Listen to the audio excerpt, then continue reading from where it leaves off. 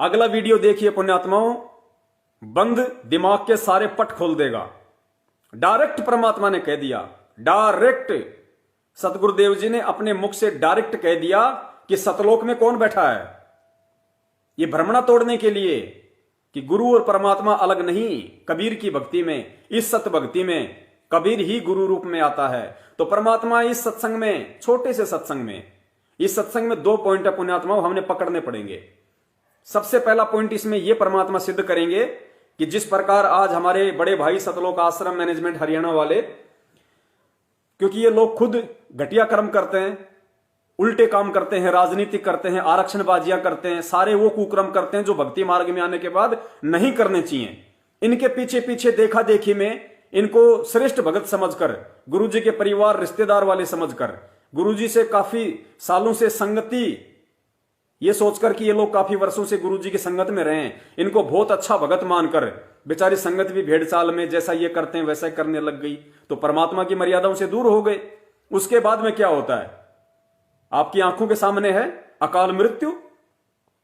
लोग हिसार तारीखों पे जा रहे हैं, बस की बस टकरा जाती है, 13 लोग मर जाते हैं। अरे याद करो वो दिन जब गुरुदेव ने सत्संग में कहा था, जब राधा स्वामी वालों के सत्संग में एक पूरा परिवार जा रहा था, रास्ते में एक्सीडेंट हो गया था, तो गुरुदेव ने क्या कहा पता है कि कुछ नहीं है वहां पे, काल की भक्ति है। अगर कुछ पावर होती, भगवान होता तो उनको बचाता, क्योंकि वो भगवान के लिए जा रहे थे, सत्संग सुनने के लिए जा रहे थे। क्या उनका गुरु, क्या उनका भगवान इतना भी जानकार नहीं था कि मेरे बच्चे मेरे लिए आ रहे हैं? और जो भगवान की तरफ जो कदम बढ़ाते हैं, क्या उनका नाम खंड होता है फिर? तो पुण्यात्माओं, अब क्या हुआ, पिछले 1 साल पहले महाराष्ट्र से 2 बस भर के, आप सबको पता है, हिसार तारीख पे जा रही थी। रास्ते में सुबह के 3 बजे राजस्थान के नागौर में एक सांड रोड पे आ गया अचानक से। ड्राइवर ने उसको बचाने के चक्कर में गाड़ी मोड़ दी, फुल स्पीड पे थी, पेड़ से जा टकराई। 13 भगत मरे, अकाल मौत। 13 भगत, जिनमें सतनामी भी थे, सारनामी भी थे। 13 भगत मरे वहां पे अकाल मौत। और 4 की तो ऐसी मौत हुई पुण्यात्मा, बताते हुए कालजा कांपता है। शीश अलग हो गया था, कट गया था, किसी का हाथ कट गया, किसी का पैर कट गया। चीखते चिल्लाते बिलखते हुए उनको जयपुर रेफर किया गया। जयपुर नागौर से कितना दूर, कम से कम 150 किलोमीटर दूर। 150 किलोमीटर तक सोचो कितने दुखी, कितने पुण्यात्मा, विचार करना पड़ेगा हमें इन बातों पे। क्यों? वो तो गुरुजी के लिए जा रहे थे सर। क्यों एक्सीडेंट हुआ, क्यों मरे? क्या परमात्मा को नहीं पता था कि मेरे बच्चे मेरे दर्शन करने के लिए आ रहे हैं? अरे अगर हिसार तारीखों पे जाने का, हिसार तारीखों पे जाने का अगर गुरुजी का आदेश होता, तो वो बच्चे तो गुरुजी के दर्शन करने के लिए उनके आदेश से तो जा रहे थे। फिर क्या हुआ? परमात्मा ने क्यों रक्षा नहीं की? क्योंकि वो परमात्मा की मर्यादाओं से दूर थे, क्योंकि वो आदेश गुरुदेव के नहीं, वो आदेश सतलोक आश्रम मैनेजमेंट हरियाणा के अपने मनमुखी आदेश थे। गुरुजी की कानूनी प्रक्रियाओं को और ज्यादा जटिल बनाने के लिए संगत को एक भीड़ के रूप में इकट्ठा करके, ताकि गुरुजी कोर्ट में ना आ सकें। और जब गुरुजी कोर्ट में नहीं आएंगे तो तारीखें आगे से आगे बढ़ती रहेंगी, तारीखें आगे से आगे बढ़ती रहेंगी तो गुरुजी ज्यादा समय तक जेल में रहेंगे। गुरुजी ज्यादा समय तक जेल में रहेंगे तो हम गुरुजी की आड़ में संगत की जेब ढीली करते रहेंगे, ज्योति, दान, पाठ और 10वें अंश के रूप में। तो इस सत्संग में शुरुआत में परमात्मा ने जो संकेत किया है वो ये किया है कि भगत की मौत कैसे होती है, भगत अपना शरीर कैसे छोड़ता है। अरे कबीर भगत की मौत अगर एक्सीडेंट में होगी, तड़प तड़प के होगी, अकाल मृत्यु होगी, तो उस भगत के पास भक्ति नहीं है, वो मर्यादाओं से दूर है। वरना परमात्मा तो कहते हैं पहुंचूंगा क्षण एक में जन अपने के काज, एक क्षण में पहुंच जाऊंगा। जब प्रहलाद भगत को होली में वहां लेके गए अग्नि में बैठाने के लिए, परमात्मा पहुंच गए क्षण में। द्रौपदी का चीर हरण करने लगे, परमात्मा क्षण में पहुंच गए। तो क्या आज नहीं पहुंच सकता था परमात्मा? वो अंतर्यामी मालिक क्या आज अपने बच्चों की रक्षा नहीं कर सकता था? जो 13 मरे थे एक साथ, शायद किसी भी सत्संगी के नहीं मरे होंगे आज तक। लेकिन क्यों नहीं पहुंचा परमात्मा? क्योंकि वो लोग परमात्मा की मर्यादाओं में नहीं रहे थे। वो समझ रहे थे अपने आप को कि हम मर्यादाओं में हैं, हम गुरुजी के दर्शनों के लिए हिसार जा रहे हैं। लेकिन भाई परमेश्वर का सबसे बड़ा आदेश, जैसा कि हम बार बार कहते हैं कि वर्तमान में परमात्मा का सबसे बड़ा अगर कोई आदेश है तो उनकी वाणी है, उनके सत्संग हैं। आज गुरुजी हिसार जेल में शरीर रूप में बैठे हैं। आज अगर बाहर हमारा सबसे बड़ा कोई गुरु है, सतगुरु है, तो गुरु जी का सत्संग है। क्योंकि सत्संग कभी भी भगत को भटकने नहीं देगा, सत्संग कभी भी उल्टा मार्गदर्शन नहीं करेगा, सत्संग कभी भी आपको शंकाओं में नहीं डालेगा। सत्संग भगत का सबसे बड़ा सहारा है। और जब कल को गुरुदेव यहां से चले जाएंगे, अपनी जो भी लीलामय तरीके से उन्होंने समय निर्धारित किया है, उसके बाद भी तो सत्संग ही रहेंगे। आने वाली आत्माएं जो अब कभी अपने गुरु जी को देखा ही नहीं होगा, कभी दर्शन ही नहीं किए होंगे, क्योंकि हजारों साल मार्ग चलेगा, गुरु जी तो रहेंगे नहीं हजारों साल इस शरीर में, बाकी तो जब चाहे जब प्रकट हो जाएं। तो आने वाली जो आत्माएं हैं 100 साल बाद, 150 साल बाद, उन्होंने तो अपने गुरु को देखा ही नहीं होगा, तो वो कैसे भक्ति करेंगी? वो सत्संग को आधार बना के, विश्वास बना के भक्ति करेंगी। तो पुण्यात्माओं, आज हमारा सबसे बड़ा अगर कोई गुरु है तो गुरु जी के सत्संग हैं, वो ज्ञान हमारा गुरु है। और परमेश्वर कहते हैं कि जय तैने सूझे नहीं, रोज नित्य नियम में पढ़ते हैं हम, जय तैने सूझे नहीं। अगर तेरी समझ में नहीं आ रहा, सूझने का मतलब अगर तेरी समझ में नहीं आ रहा कि क्या सही है और क्या गलत है, तो परमात्मा कहते हैं जय तैने सूझे नहीं तो शब्द साखी सुन ले। मेरे जो शब्द और साखियां, मेरी जो वाणियां हैं वो सुन। जय तैने सूझे नहीं तो शब्द साखी सुन ले। और साखी भूत संगीत है, जहां से लाओ ने। उन वाणियों से प्रेम करो, मेरे सत्संगों से प्रेम करो, उनसे ने करो। उनमें वो ज्ञान छुपा हुआ है, वो गहरा संकेत छुपा हुआ है कि तुम्हें क्या करना है, भगत की कैसी रहनी करनी होनी चाहिए, भगत को कैसा चलना चाहिए, कैसा उसकी दृष्टि होनी चाहिए, कैसा उसको उठना बैठना चाहिए, विपरीत परिस्थितियों में, संकट की घड़ी में भगत को किस तरीके से ज्ञान को आधार बना के उनका समाधान करना चाहिए। ये परमात्मा का सत्संग बताएगा हमें, क्योंकि सत्संग सच्चा मार्गदर्शक होता है। और यही मार खा गई 70% संगत, जो सत्संग को आधार ना बना के मैनेजमेंट को आधार बना बैठी। और मैनेजमेंट काल प्रेरित, तो काल प्रेरित लोग खुद भी उल्टे कर्म और संगत से भी उल्टे कर्म। पुण्यात्माओं, सोचने की बात है, जो आदमी बीजेपी को वोट नहीं देगा उसका कभी जिंदगी में नाम शुद्ध नहीं होगा। ऐसा घटिया आदेश आज तक के भक्ति इतिहास में नकली संतों ने भी नहीं दिया होगा, जो आदेश इन काल प्रेरित लोगों ने उस कबीर परमेश्वर का आदेश बता के संगत में दे दिया।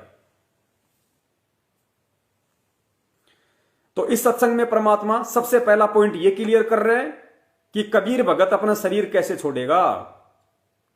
उदाहरण बहुत हैं। इंद्रमती का उदाहरण दिया परमात्मा ने। जब 80 साल की हो गई थी तो परमात्मा ने क्या कहा था कि बेटी चलेगी सतलोक? हां परमात्मा, चलो, बिल्कुल तैयार हूं। यानी भगत जब चाहेगा तब शरीर छोड़ेगा, वो शक्ति दे देगा परमात्मा, वो पावर दे देगा। जिस प्रकार फल होता है, गुरुदेव ने बताया कि जब आम पक जाएगा अपने आप टूट जाएगा। कच्चे आम को तोड़ोगे ना किसी काम का है, और बड़े ही टेढ़े तरीके से टूटता है, इतना जल्दी नहीं टूटता। तो 2 पॉइंट इस सत्संग में परमात्मा ने क्लियर किए हैं। एक कि मेरे भगत की मौत कैसे होगी, और दूसरा परमात्मा एक ऐसा उदाहरण दे रहे हैं, उसके बाद दास समझता है ज्यादा माथापच्ची करने की जरूरत नहीं है कि सतलोक में कौन बैठा है, वास्तव में असली कबीर कौन है,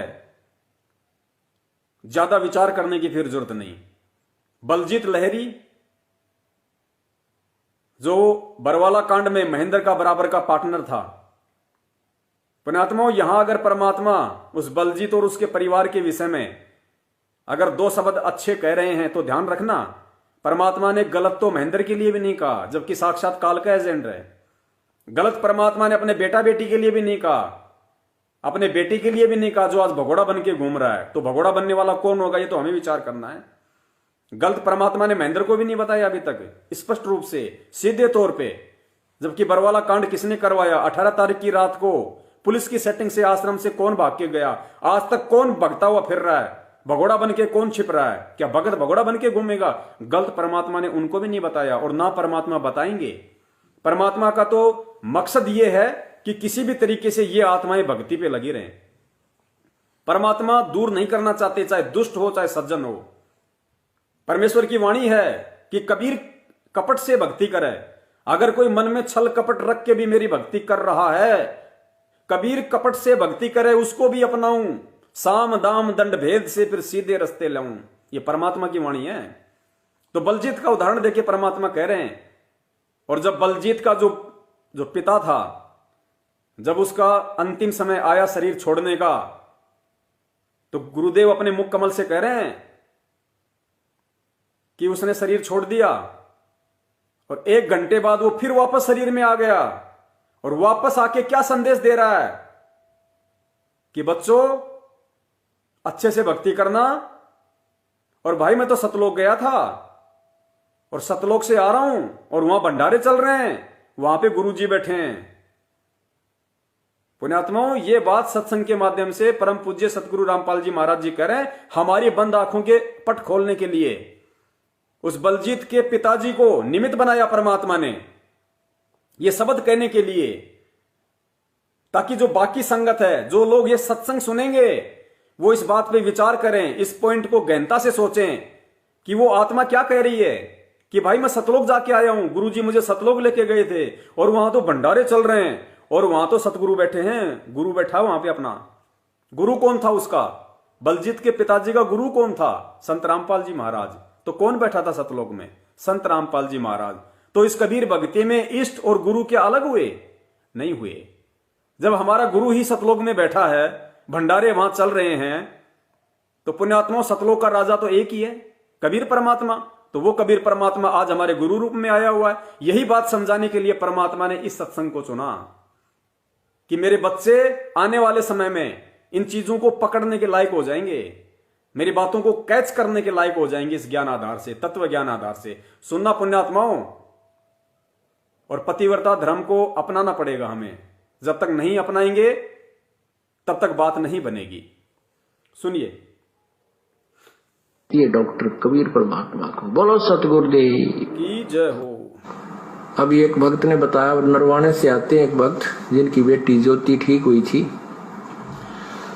आपको पहले सुनाया भी था भक्त रणधीर। उसके पिताजी ने नाम ले लिया, कतियनाड़ी था, भगवान के निकट नहीं जावा था। उसने भी उस बेटी अपनी पोती को स्वस्थ हुआ देखा और उसने सारे प्रमाण दिए। उसके बाद उनके पिताजी ने उपदेश ले लिया। उपदेश लिए को 4-5 महीने हुए थे कि उसने पहला ही मंत्र मिला था और कह रहे थे इतनी लो लगा दी, दिन रात उसकी भक्ति में लगा रहता था कि दूसरा नाम लेना है मैंने। उम्र बहुत हो गई थी, अचानक बैठा बैठा आराम से मंत्र करता करता शरीर छोड़ गया। बोलो सतगुरुदेव। कैसे शरीर छोड़ गया? ध्यान देना पुण्यात्माओं। दूसरा नाम लेना है मैंने। उम्र बहुत हो गई थी, अचानक बैठा बैठा आराम से मंत्र करता करता शरीर छोड़ गया। बोलो सतगुरुदेव की जय। अब ये मोक्ष तो नहीं होगा, लेकिन अभी मनुष्य जीवन तुरंत मिल जाएगा इस व्यक्ति को। तो ऐसे ही और भी बहुत से प्रमाण हैं। भक्त है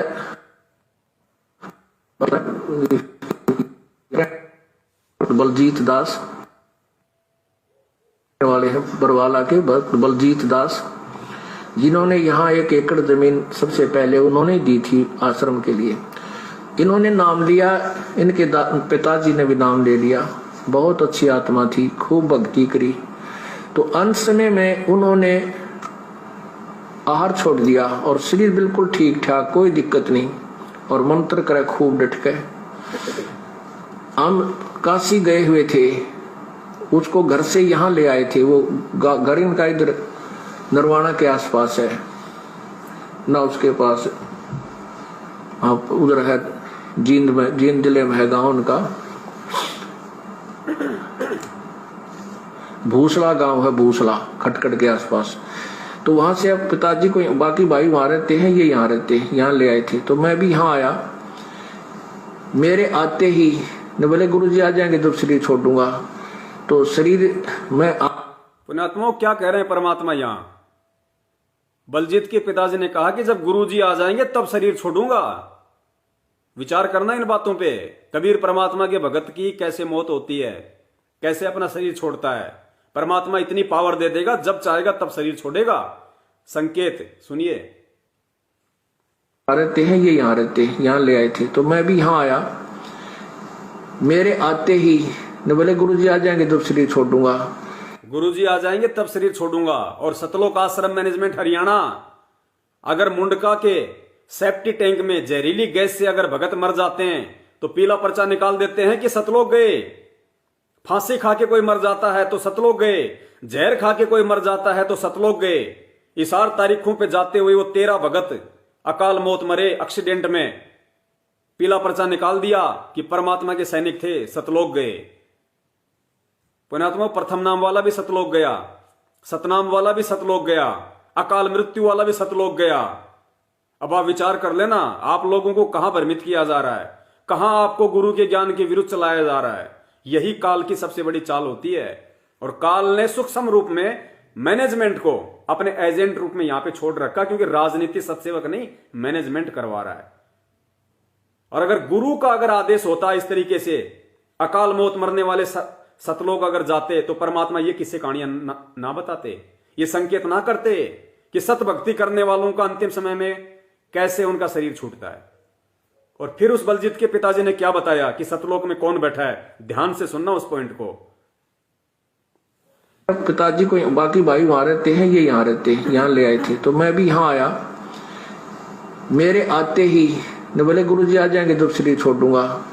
तो शरीर में हम वहां रुके रात ने और चले गए। अगले दिन वो कहने लगा भाई महाराज जी आगे, और देखिए आगे गुरुजी जहाज ले रहे हैं, ये सामने गाड़ी ला दी, देखिए खड़ी। अरे भाई मैं जाऊं हूं, देखो मैं जा रहा हूं, सत साहेब न्यू कह और सारा परिवार बुला लिया और चले गए। बड़े आराम से शरीर छोड़ गए। वो फिर 1-8 घंटे के बाद फिर वापस आके कहने लगे भाई मैं सतलोक गया था बालको, और वहां भंडारे चल रहे हैं परमात्मा के, गुरुजी बैठे हैं, सतगुरु बैठे हैं, और मैं तो तुम्हें बताने के लिए आया हूं। एक दूध पिला। देखो क्या कह रहे हैं कि बच्चों मैं सतलोक गया था भाई, और वहां तो भंडारे चल रहे हैं, वहां गुरुजी बैठे हैं, सतगुरु बैठे हैं, और मैं तो तुम्हें बताने के लिए आया था। पुण्यात्मा, बताने के लिए वो नहीं आया। ये सारा खेल परमात्मा का है, गुरुजी का सारा खेल है। परमात्मा हम मंदबुद्धियों की आंखें खोलने के लिए कि तुम गुरु को क्या समझ रहे हो, परमात्मा किसको मान रहे हो। तो बलजीत के पिता को परमात्मा ने माध्यम बनाया। उसने तो शरीर छोड़ दिया था, वो नहीं आ सकता वापस। कबीर परमेश्वर स्वयं हमारे गुरुदेव बलजीत के पिता के रूप में वापस आए और ये संदेशा दिया। ये संदेशा नहीं बताया किसी ने, लेकिन आज ये ठीक का समय था। ठीक के समय पे ही परमात्मा सारे रहस्य उजागर करवाते हैं। तो खुद गुरुदेव ने बलजीत के पिताजी का रूप बना के और ये संदेशा दिया कि भाई सतलोक में गुरुजी बैठे हैं, सतगुरु बैठे हैं, वहां पे भंडारे चल रहे हैं। पुण्यात्माओं, अब और परमात्मा कैसे समझाएंगे? हनुमान जी की तरह छाती फाड़ के नहीं दिखाएंगे कि देखो ये सतलोक रहा और ये मैं वहां बैठा हुआ और मैं ही यहां पे आया हूं।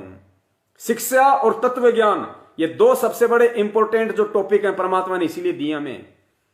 650 साल पहले हम पहचान नहीं कर सकते थे परमात्मा की, क्योंकि शिक्षा नहीं थी। हमारे मन में विकार नहीं थे उस समय, इतने दोष नहीं थे हमारे अंदर, इतना छल कपट नहीं था हमारे अंदर, क्योंकि शिक्षा नहीं थी। लेकिन शिक्षा ना होने की वजह से हम धर्म शास्त्रों को नहीं पढ़ पाए, गुरु की बातों पे यकीन नहीं कर पाए। लोगों ने कह दिया अरे काहे का गुरु, तेरा गुरु, ये देख शास्त्र तो संस्कृत में लिखे हैं, तेरा गुरु तो अनपढ़ है, जानता तो नहीं संस्कृत क्या होती है, इसको क्या पता कौन भगवान है, क्या भक्ति है। हमने मान लिया, हाँ यार बात तो सही है, वेद तो संस्कृत में लिखे हैं, गीता जी संस्कृत में लिखी है, गुरु जी अपने अनपढ़ है, जुलाए परिवार में है। तो हमने विश्वास नहीं किया उस समय गुरु की बातों पे, उन पंडितों की बातों पे हमने विश्वास कर लिया, उनकी झूठ पे, उनकी उआबाई पे।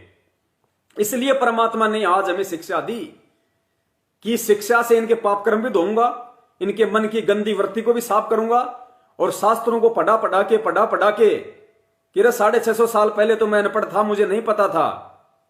वैसे तो मालिक सर्वज्ञ होते हैं, पूरी दुनिया को वो पाठ पढ़ाते हैं, सारी भाषाओं के जानकार होते हैं कि भाई उस समय तो मुझे नहीं था अक्षर ज्ञान, लेकिन आज तो मैं इंजीनियर बन के आया हूं, इंजीनियर बन के, और ठोक के ज्ञान दे रहा हूं, दिखा दिखा के दे रहा हूं, डिक्शनरियों से दिखा दिखा के दे रहा हूं। तो आज तो पहचान कर लो मेरी कि मैं कौन हूं। तो सुनो ध्यान से, परमेश्वर क्या कह रहे हैं। कि सतलोक में गुरु जी बैठे हैं, सतगुरु बैठे हैं। पुण्यात्माओं, ये शब्द सुनने के बाद भी क्या आपके मन में शंका होगी कि इष्ट और गुरु अलग अलग हैं? क्या अब भी आप मानेंगे कि गुरु और इष्ट दोनों अलग अलग होते हैं? क्या अभी भी आप कबीर प्रकट दिवस मनाओगे?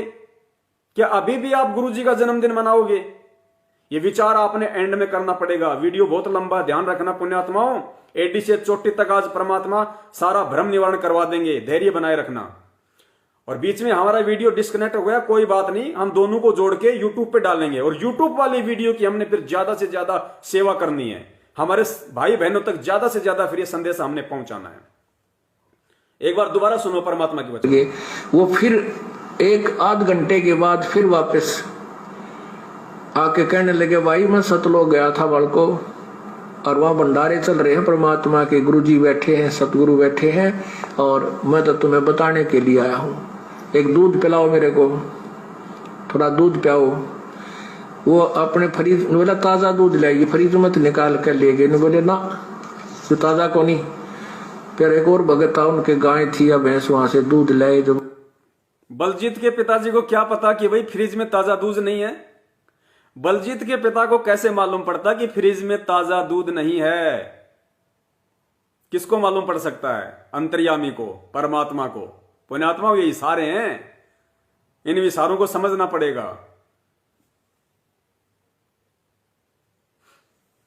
और वहां भंडारे चल रहे हैं परमात्मा के, गुरु जी बैठे हैं, सतगुरु बैठे हैं, और मैं तो तुम्हें बताने के लिए आया हूं।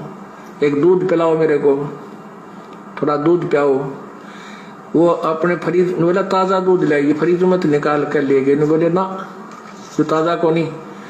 फिर एक और भगत था, उनके गाय थी या भैंस, वहां से दूध लाए। जो एक कटोरी दूध पी कर बोला, भाई मैं चाला, बच्चों लगे रही हो, ये पूर्ण मार्ग है, पूर्ण परमात्मा आए है। उस दिन के बच्चों लगे रहियो, ये पूर्ण मार्ग है, पूर्ण परमात्मा आए हैं। कौन है फिर पूर्ण परमात्मा? कबीर जी पूर्ण परमात्मा है। और क्या बोल रहे हैं कि बच्चों लगे रहियो, ये पूर्ण मार्ग है और पूर्ण परमात्मा आए हुए हैं। पुण्यात्माओं, ये बातें गुरु जी अपने मुख कमल से बोल रहे हैं। आज हमने आंखें खोल लेनी चाहिए। सतगुरु सत्संगों में ही संकेत करेगा, इशारे करेगा। जिस प्रकार 650 साल पहले गणिका माई को मैनेजमेंट के द्वारा परेशान किया जाता था, उसको गंदी कहा जाता था कि तू गुरु जी की बदनामी करवाएगी। परमात्मा ने, वो अंतर्यामी थे, उनको सब पता था कि कौन परेशान कर रहा है। परेशान करने से पहले भी मालिक को मालूम था कि कौन इसे परेशान करेगा। गणिका से भी परमात्मा ने पूछा, अपनी उस बहन से, बेटी से, तुझे कौन परेशान करता है? उसने नहीं बताया। क्या अंतर्यामी को पता नहीं था कि इसे कौन परेशान करता है, कौन इसे भला बुरा कहता है? लेकिन परमात्मा ने किसी को भी बुला के नहीं कहा कि तू इसको क्यों परेशान करता है और आज के बाद इसको परेशान नहीं करेगा। परमात्मा ने क्या तरीका अपनाया? सत्संग। सत्संग के माध्यम से परमात्मा ने सार्वजनिक संकेत किया कि भाई कुष्टी हो चाहे संत बंदगी कीजिए, और अगर हो वैश्या को विश्वास चरण चित दीजिए। अगर वैश्या भी अगर ज्ञान समझ के भक्ति में लग जाए, उसको वैश्या मत समझो। फिर परमात्मा ने सत्संगों में संकेत किया। तो जब 650 साल पहले हम मंद बुद्धियों को, हम अशिक्षितों को समझाने के लिए सत्संगों में संकेत किया, तो पुण्यात्मा आज तो परमात्मा ने तत्व ज्ञान ठोक के दे दिया और शिक्षा दे दी। आज कैसे बता देगा हमने सामने? आज भी सत्संगों के माध्यम से ही बताएगा। समझना हमने पड़ेगा। एक दूध पिलाओ मेरे को, थोड़ा दूध पिलाओ। वो अपने फ्रिज, बोला ताजा दूध लाइए, फ्रिज मत निकाल कर ले गए। बोले ना, तो ताजा को नहीं। फिर एक और भगत था, उनके गाय थी या भैंस, वहां से दूध लाए। जो एक कटोरी दूध पी कर बोला, भाई मैं चाला, बच्चों लगे रही हो, ये पूर्ण मार्ग है, पूर्ण परमात्मा आए है। उस दिन के बाद इस परिवार का ऐसा दृढ़ विश्वास हो गया, समर्पण कर दिया पूरे परिवार ने, रिश्तेदारों ने। बोलो सतगुरुदेव की जय हो।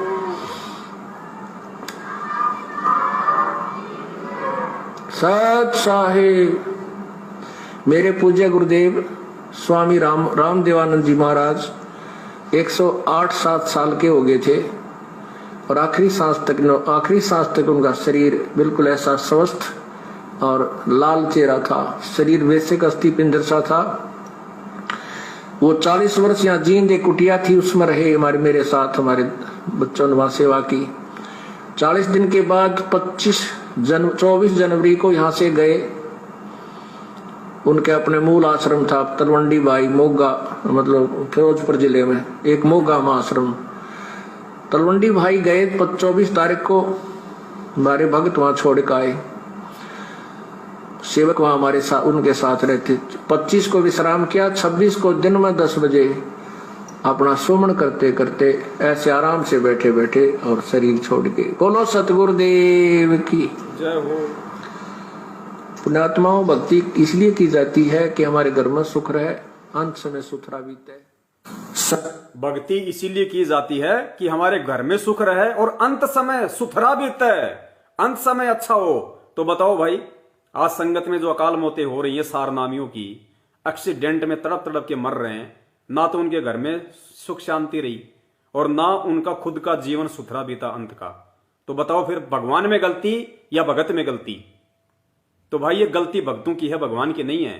परमात्मा का विधान है, परमात्मा ने विधान बना के छोड़ रखा है। जिस प्रकार परमात्मा ने विधान बना दिया, और आपको पिछले लाइव में परमात्मा का एक 2 मिनट का सत्संग सुनाया था जिसमें परमात्मा खुद कह रहे हैं कि परमात्मा ने अपना विधान बना दिया, उसके बाद परमात्मा सिर में दर्द नहीं रखता।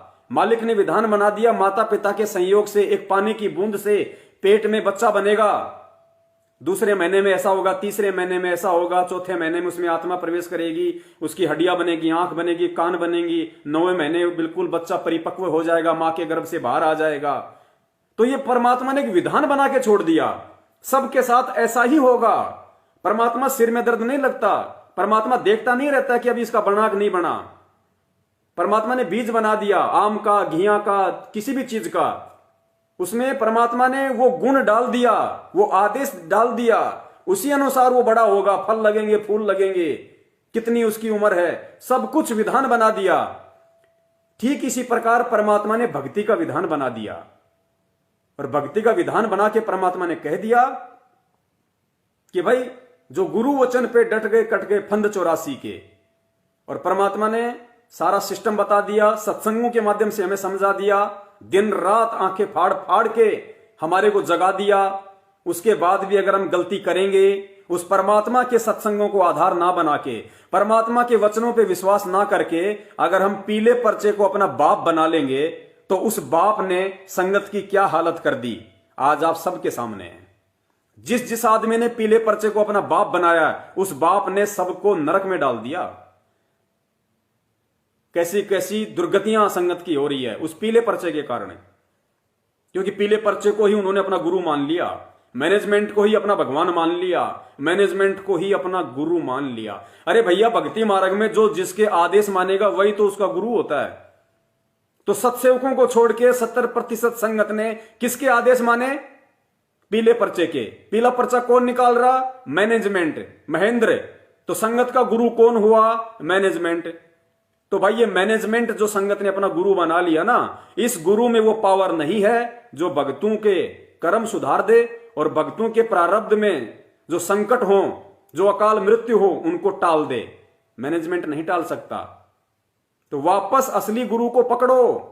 जो गलतियां आप लोगों ने 4-5 वर्षों में की हैं, बार बार की हैं, आरक्षणबाजी करके, राजनीति करके, गुरु को घर पे दंडवत करके समय याचना मांगो और आगे से प्रतिज्ञा कर लो कि परमेश्वर जब तक आप हिसार जेल से बाहर नहीं आ जाओगे, किसी भी नामदान केंद्र का, किसी भी फर्जी नामदान केंद्र की शकल तक नहीं देखूंगा, किसी भी व्यक्ति को आपके अलावा ज्योति पाठ दान 10वें अंश का पैसा नहीं दूंगा, और परमेश्वर जो आपने भक्ति विधि बताई है उसी विधि से भक्ति करूंगा, और संपर्क भी केवल उसी भगत से करूंगा, संगति भी उसी भगत के करूंगा जो आपके ज्ञान को आधार बना के चलेगा, अन्यथा नहीं। चाहे सत्सेवक हो, चाहे मैनेजमेंट वाले हो। तन मन शीस ईस अपने पे, तन मन शीस ईस अपने पे, पहले में चोट चढ़ावे जब कोई राम भक्त गत पावे हो जी, जब कोई राम भक्त गत पावे हो जी। तन मन शीस ईस अपने पे, तन मन शीस ईस अपने पे, पहले में चोट चढ़ावे जब कोई राम भक्त गत पावे हो जी, जब कोई राम भगत गत पावे हो जी। भाई सतगुरु तिलक अजप्पा माला युक्त जटा रखवावे। सतगुरु तिलक अजप्पा माला युक्त जटा रखवावे। जत को पीन सत का चोला भीतर बेख बनावे। जब कोई राम भगत गत पावे हो जी। जब कोई राम भगत गत पावे हो जी। भाई लोक लाज मर्याद जगत की तरण ज्यों तोड़े बगावे। लोक लाज मर्यादा